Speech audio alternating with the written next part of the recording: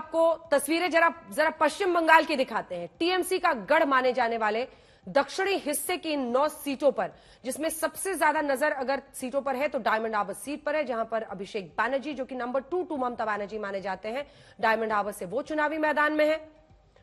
और इसी के साथ साथ ये देखिए, डायमंड हार्बर में बवाल की खबर है, जहां पर आरोप लगाया है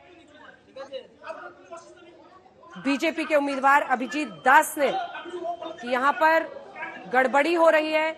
ऐसी जगह पर बूथ लगाया गया है जो टीएमसी के कार्यकर्ता देख सकते हैं और दबाव है अंदर जाने वाले लोगों पर कि वो टीएमसी को ही वोट दें। जादवपुर के भांगर में हिंसा की खबर है, बूथ पर गड़बड़ी का आरोप जादवपुर में भी है। और जादवपुर सीट बहुत दिलचस्प है, आपको बता दें, अगर आपको याद हो तो एक वक्त पर सीएए आंदोलन की वजह से जादवपुर सीट पर बहुत ज्यादा चर्चा हुई थी।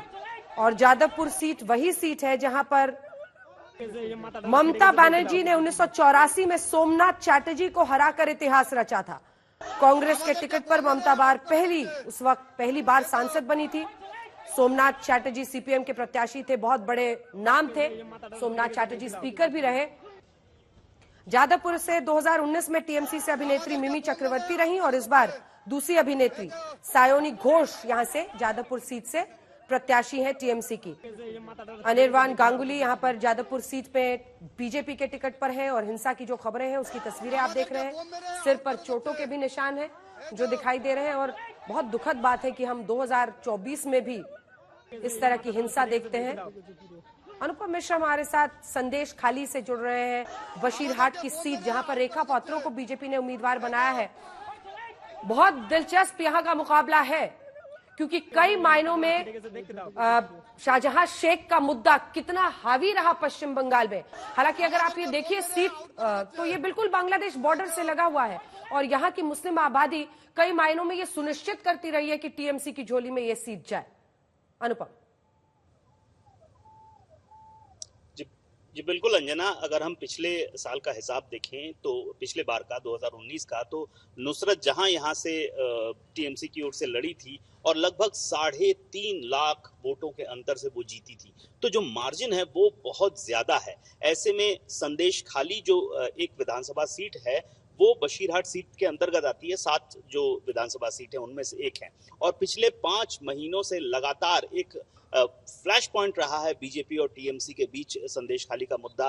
प्रधानमंत्री जब यहाँ पर आए पश्चिम बंगाल में लगभग 22 उन्होंने रैलियां की, लगभग हर रैली में उन्होंने संदेश खाली मुद्दे का जिक्र किया और नारी अस्मिता का जिक्र किया, किस तरह से नारी पर अत्याचार हुआ उसका जिक्र किया। तो बीजेपी को उम्मीद है कि कुछ असर पड़ेगा। फिलहाल रेखा पात्रा जगह जगह घूम रही हैं, जो पीड़िता हैं उस संदेश खाली कांड की, जिन्हें बीजेपी की ओर से इस पूरे बशीरहाट से खड़ा किया गया है, वो जगह जगह जाके देख रही हैं वोटिंग ठीक से हो रही है या नहीं। लेकिन आपको बता दें ये जो 9 सीटें हैं ये पूरी तरह से तृणमूल कांग्रेस का किला कही जाती हैं, चाहे वो बशीरहाट हो।